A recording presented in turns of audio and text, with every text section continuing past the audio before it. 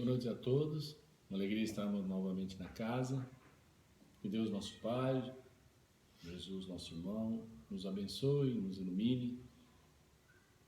E que a preleção de hoje nos traga exatamente as palavras que estamos precisando ouvir, os ensinamentos que estamos precisando aprender. E hoje nós viemos aqui falar sobre o capítulo 16, a desigualdade e a utilidade das riquezas. Muito bem. Quem não gosta de ser rico, não é verdade? Vamos entender um pouco do que significa isso e de como podemos lidar com isso. Para bem entendermos a desigualdade ou a utilidade das riquezas, necessário se faz que tenhamos bem claro em nossa mente os vigorosos pilares que dão sustentação à nossa doutrina. A existência de Deus, que é soberanamente justo e bom. A reencarnação. A pluralidade das existências, a lei de ação e reação, a lei do progresso. A desigualdade das riquezas é um dos problemas que em vão se procuram resolver. Quando se considera que nós temos apenas essa vida atual. Agora, se pensarmos em termos de doutrina espírita, a desigualdade das riquezas faz sentido. E a pergunta, por que todos os homens não são igualmente ricos? Por uma razão muito simples. É que todos os homens não estão na mesma fase evolutiva. Não são igualmente inteligentes. Não são igualmente ativos e nem laboriosos ou trabalhadores, para que possam adquirir uma riqueza. E também nem sóbrios e previdentes, para que possam conservar a riqueza. Aliás, é uma questão matematicamente demonstrada que, supondo-se que se faça uma divisão de toda a riqueza do mundo por todas as pessoas, tá?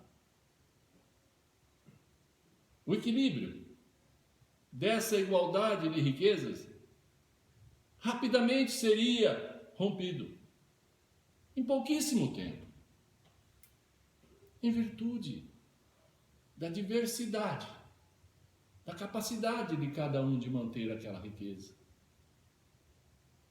da diversidade de aptidões para trabalhar com aquela riqueza.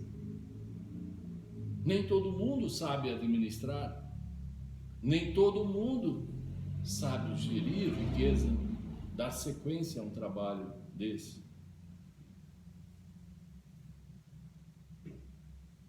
Supondo a riqueza possível e durável, tendo cada um somente o necessário para viver, isso aniquilaria de todos nós aqueles grandes trabalhos, aquelas grandes atividades, os grandes investimentos que concorrem para o progresso, concorrem para o bem-estar da humanidade. E supondo que a sociedade desse a cada um uma riqueza igual, o que aconteceria? Desapareceria de imediato o estímulo que impulsiona as grandes pesquisas, as grandes descobertas, aqueles grandes empreendimentos que são tão úteis. Diante disso, por favor, não interprete como nenhuma manifestação política. Por favor. Diante disso, o sistema comunista, no que tange à igualdade das riquezas, diante do que diz a nossa doutrina, é uma falácia. Repetindo, diante disso, o sistema comunista, no que tange à igualdade das riquezas, é uma falácia. Falácia essa que visa enganar os menos esclarecidos, visa acenando como se isso fosse algo possível, visando conquistar a sua simpatia, a sua adesão. Observemos que existem já exemplos desse sistema em países com altíssimo índice educacional. E, na verdade, isso não lhe trouxe felicidade, não melhorou o prazer de viver. Ao contrário, isso lhe trouxe desânimo aos habitantes do país. Desestruturou as famílias e aumentou assustadoramente o índice de suicídio nessas nações altamente intelectualizadas e comunizadas. Aumentou o índice de suicídio por causa do desânimo, por causa da falta de perspectivas, por falta de sonhos, porque eu já nasço sabendo aquilo que eu vou ser até o dia que eu morrer. Que estímulo tenho eu de lutar, de viver? Tirar de quem mereceu ganhar e dar para quem não se esforçou, isso não faz parte da justiça divina. Ou faz? Que eu saiba, a justiça divina prega a lei de dar a cada um segundo as suas obras.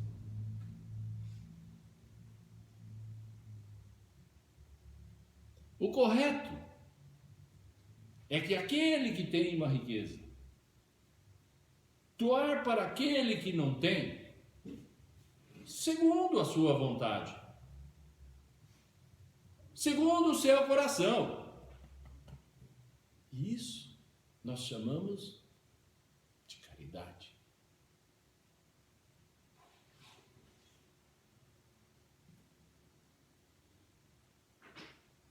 O comunismo necessário, o comunismo possível, o comunismo moralmente ético é aquele que dá a igualdade de oportunidade e de condições de aprendizado e, com isso, tornar o mundo mais justo. Devemos lembrar, meus irmãos, que ser rico ou ser pobre são importantes e diferentes formas de aprendizado. Pensem bem, ser ricos ou ser pobres são duas grandes e importantes formas de se aprender, de se evoluir.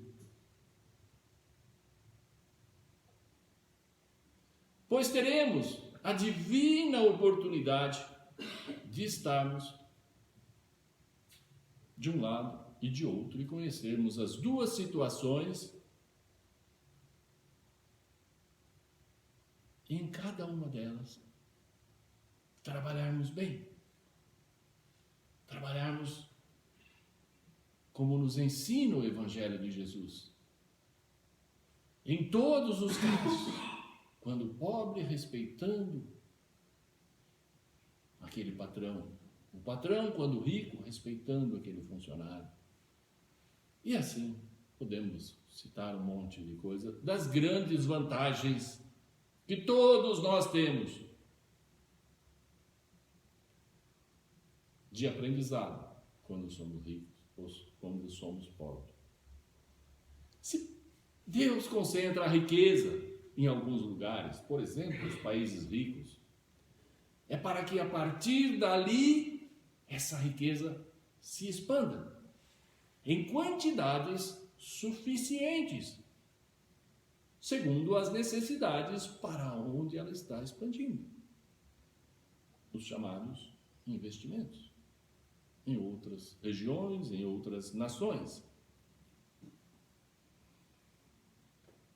Admitindo-se isso, pergunta-se: por que então Deus concede a riqueza a pessoas incapazes de fazê-la frutificar, beneficiando assim a todos?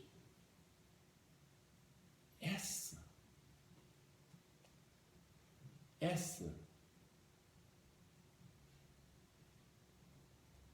condição que Deus dá para alguns incapazes é uma prova maior ainda da sabedoria e da bondade de Deus. Ao dar ao homem o livre-arbítrio, quis que ele chegasse, pela sua própria experiência, a discernir o bem e o mal, de maneira que a prática fosse o resultado dos seus esforços, o resultado da sua própria vontade.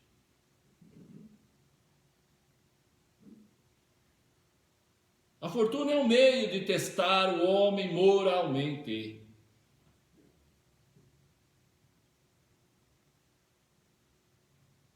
E ao mesmo tempo, é um poderoso meio de ação para a lei do progresso. Deus não quer que a riqueza permaneça improdutiva. Isso Ele não quer. Senão não há progresso. E é por isso que o tempo todo, incessantemente, Deus faz com que a riqueza saia da mão de um e vá para outro. Saia da mão do outro e vai para o outro. Aquele desencarna, a riqueza vai para outro. Como não existe aquela possibilidade material de que todos possam ser ricos ao mesmo tempo, todos sejam milionários, multiplicar isso pela quantidade de pessoas no mundo, não existe essa riqueza. Então, materialmente é impossível que todos possuam riqueza ao mesmo tempo. Está além da capacidade do nosso planeta e da riqueza que existe nele. E como? Se todos a possuíssem, uma vez que existisse essa riqueza, que todos tivessem milhões, eu iria viver de juros. Você também. Você também. Eu iria viver na praia. E quem trabalharia? Eu tenho tanto quanto você, por que eu vou trabalhar para você? Ninguém trabalharia. Seríamos todos filhinhos de papai. Teríamos ganho o suficiente para viver o resto da vida. Com isso, o globo terrestre, o planeta nosso, sofreria e muito, porque não existiria o trabalho. Não existiriam os investimentos, as pesquisas.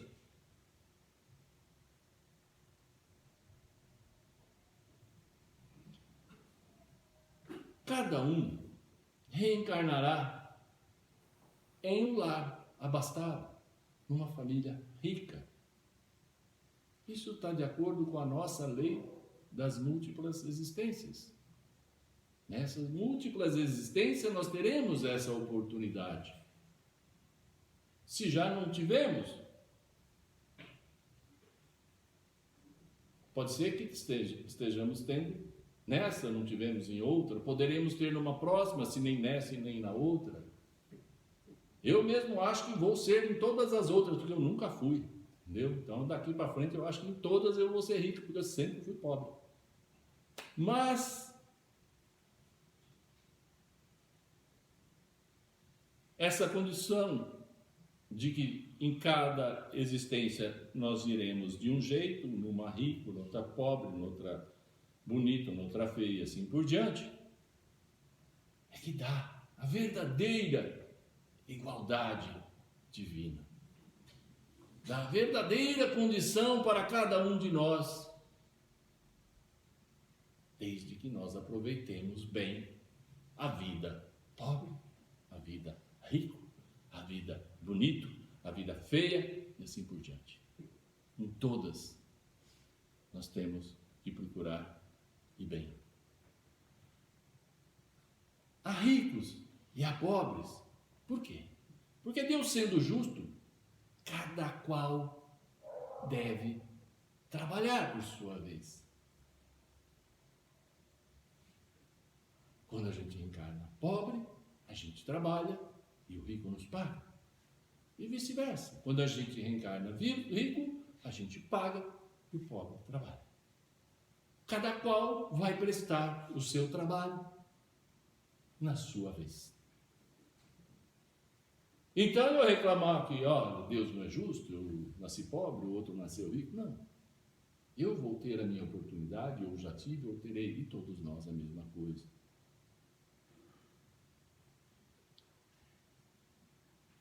A pobreza é para alguns a prova que ele precisa para a paciência, para a resignação.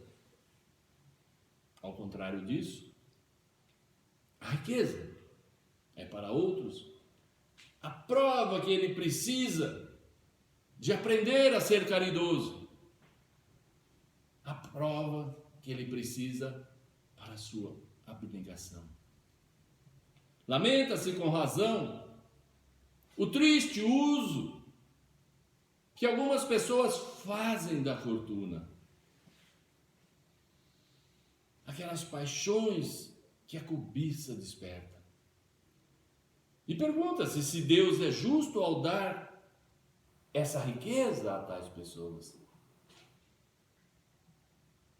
Bom, se a gente for pensar que só existe uma vida, que só existe essa vida, então eu posso pensar em, entre aspas, injustiça de Deus de dar a riqueza para um ou para outro. Mas se eu pensar em todas as vidas que nós teremos, tá? Então, é claro que é justo que Deus dê riqueza para um e pobreza para outro.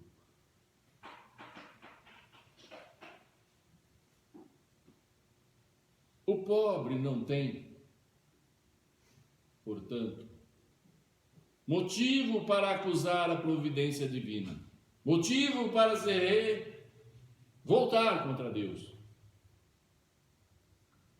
para reclamar. Muito menos o pobre tem motivo para invejar os ricos.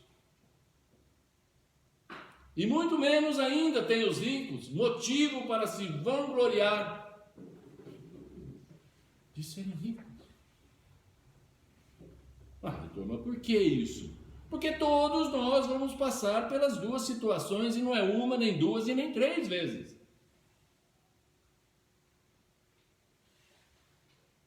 Não, mas ele é rico, eu sou pobre. Mas na outra eu vou ser rico, ele vai ser pobre. Por que eu vou invejar ele? Eu estou aprendendo o que um pobre tem que aprender. Ele é rico, ele tem que aprender o que um rico tem que aprender. Aonde está a inveja? Na outra, as posições se invertem. E nós vamos aprender na outra posição. Aonde está a inveja? Por que o rico tem que se vangloriar? Se que daqui a um ano ele pode não estar mais aqui e vai voltar pobre, se vangloriar do quê? Nós não somos nada. Nós somos, que nem diz o Chico, cisco. Estamos começando a aprender alguma coisinha. Estamos começando a entender alguma coisa da verdadeira vida.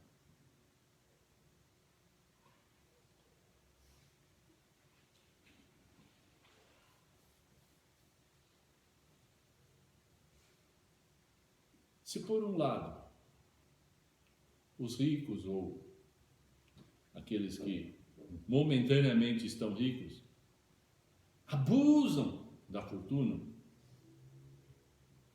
não será através de lei dos humanos, Código Civil, Código Penal, através de decretos, nem de leis religiosas, que se poderá remediar essa situação entre ricos e pobres, essa desigualdade que Deus permite.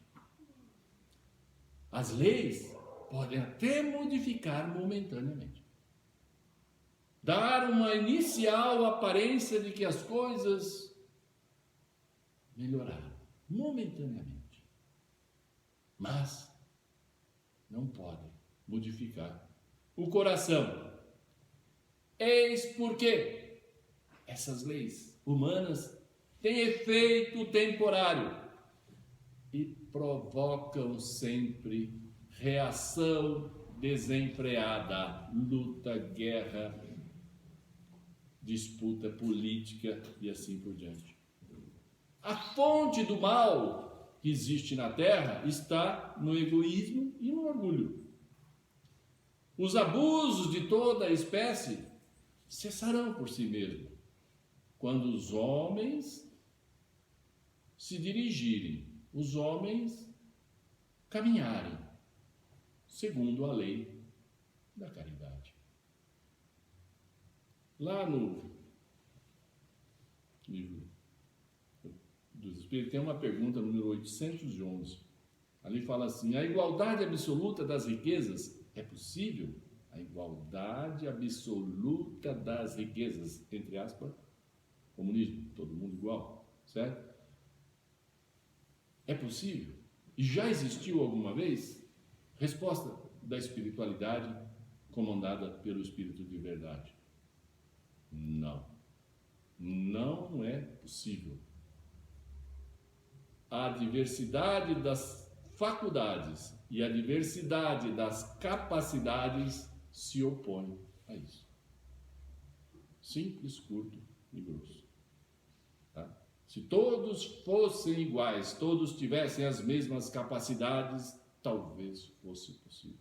Tá? Mas o fato de não ser já elimina essa condição. A 812 pergunta assim: é possível que todos se entendam?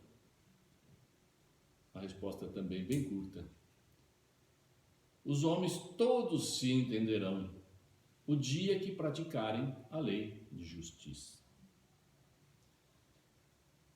Bom, nós estamos falando de desigualdade.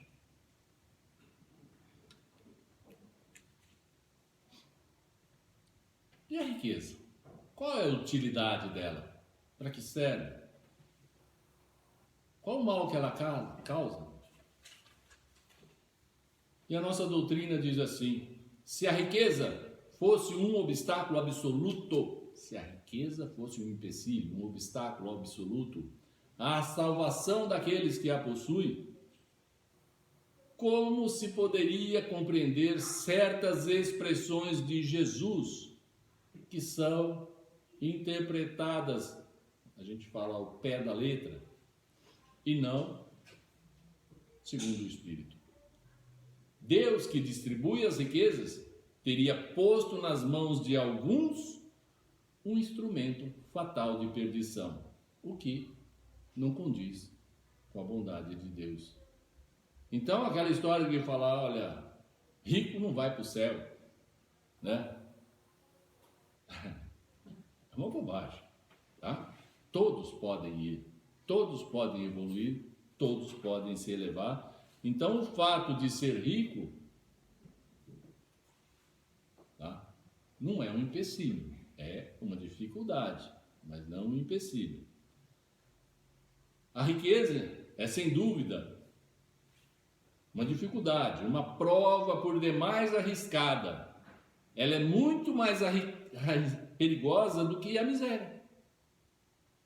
É mais fácil a gente evoluir vivendo na pobreza do que na riqueza. Por quê?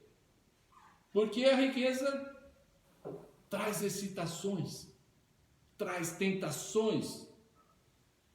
A riqueza oferece uma fascinação naquele que a possui. A riqueza estimula, excita o orgulho, estimula o egoísmo e incentiva a vida sexual, sensual, a liberdade, a libertinagem e tantas outras coisas. É o laço que mais poderosamente, a riqueza, é o laço que mais poderosamente liga ao homem à terra, ou seja, deixa ele materializado, fica preso àquela riqueza e desvia assim os seus pensamentos em Deus, os pensamentos no céu. A riqueza produz tamanha vertigem que vemos quase sempre aqueles que viveram inicialmente em miséria e passaram para a fortuna rapidamente se esquecerem da sua antiga situação, da sua antiga posição, esquecerem-se dos seus companheiros, dos seus familiares, dos seus parentes, de todos aqueles que o ajudaram, tornando aquele recém-milionário insensível, egoísta e fútil. Mas, por a riqueza tornar o caminho mais difícil, não podemos concluir com isso que torne esse caminho impossível.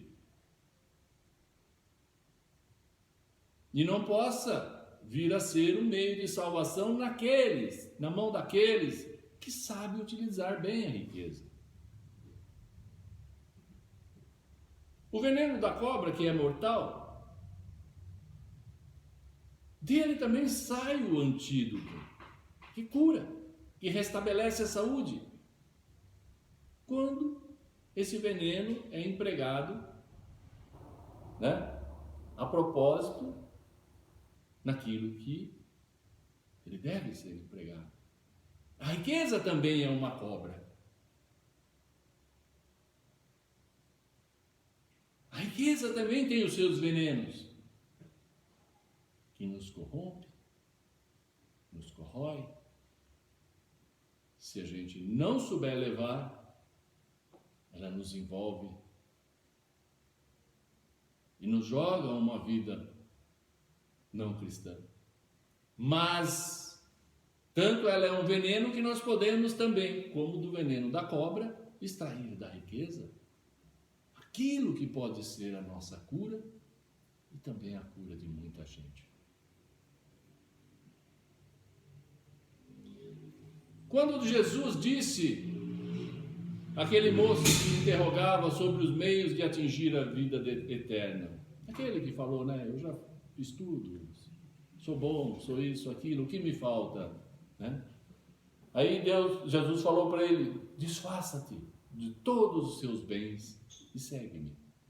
Jesus não pretendia estabelecer aí com essa fala, como se fosse um princípio absoluto que cada um devia despojar-se do que possui e que a salvação só se consegue a esse preço, você dando tudo que você tem, tudo que você construiu. Não é isso que Jesus quis dizer. Jesus quis era mostrar que o que nós acabamos de falar, que a riqueza nos apega aos bens materiais, que esse apego é que precisa deixar de existir quando ele disse: desfaça-se de seus bens e siga-me.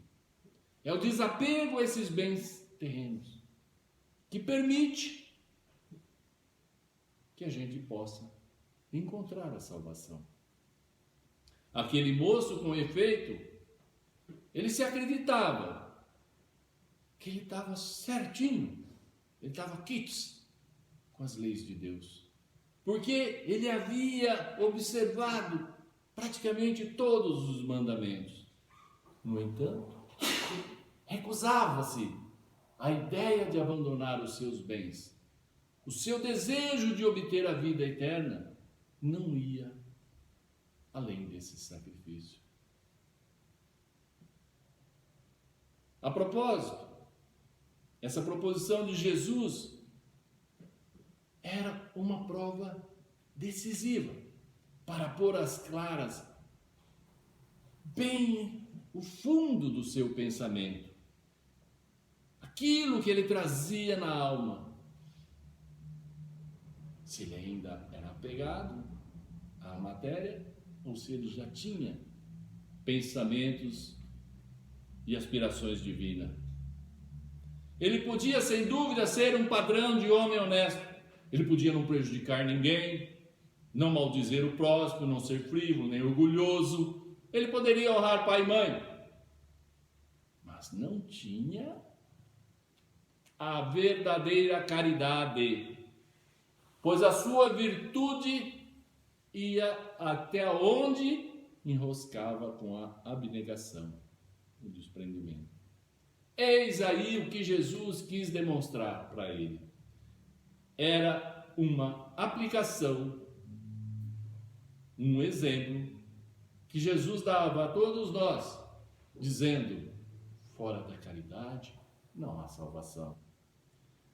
A consequência daquelas palavras tomadas na sua mais rigorosa acepção seria, se fossem tomar essas palavras ao pé da letra, como se diz, seria: temos que abolir a fortuna, porque ela é perniciosa. Jesus falou que eu tenho que dar tudo para poder seguir.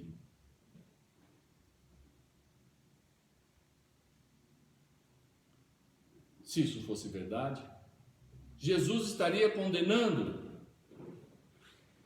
a lei do trabalho. Consequência absurda que reconduziria o homem a uma paralisação, se mantendo numa vida semi-selvagem.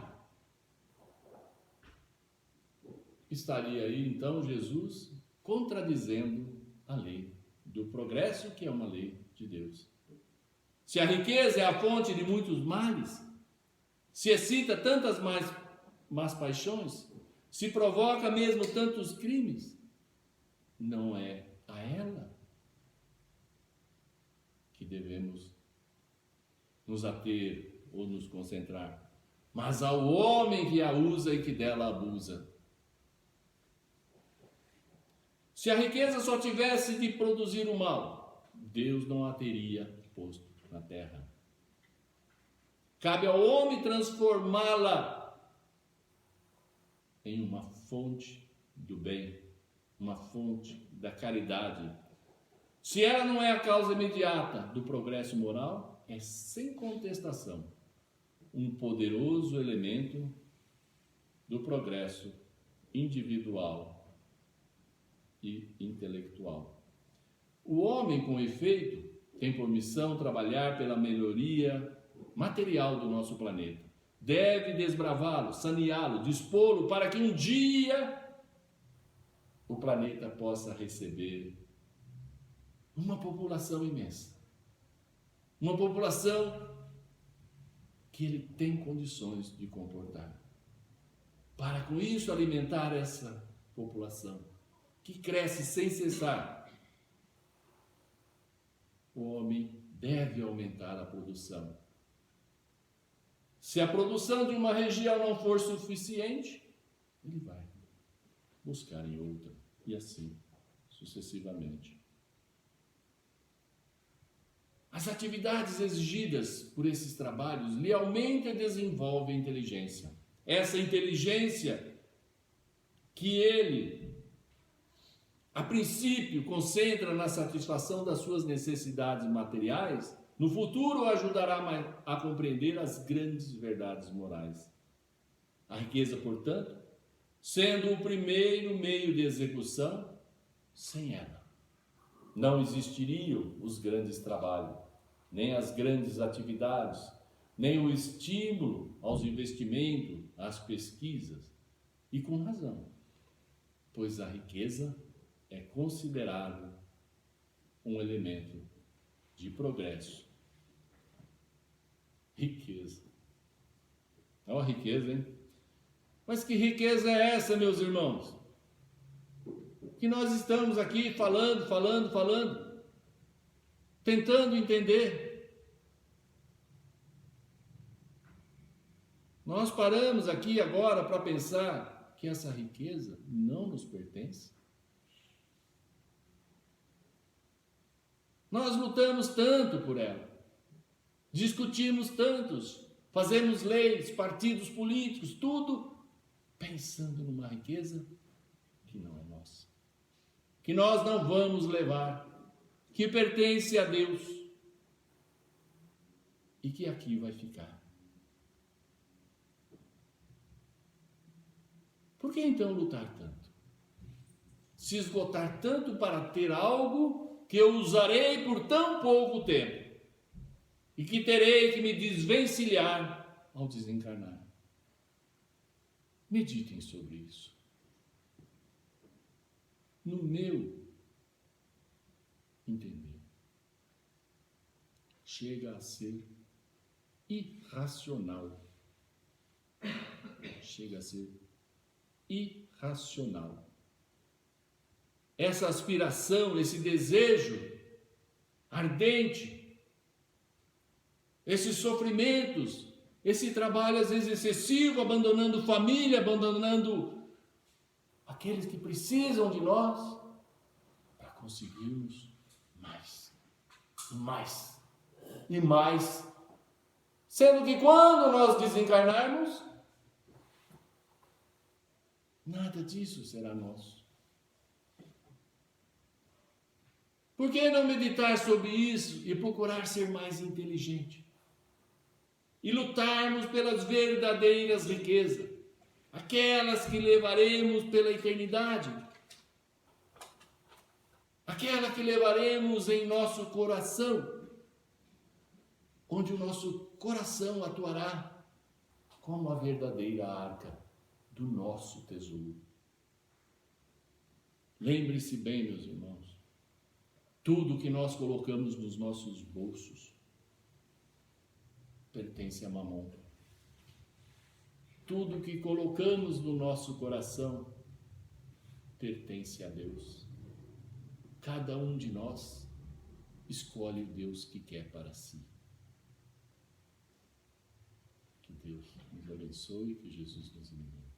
Assim seja.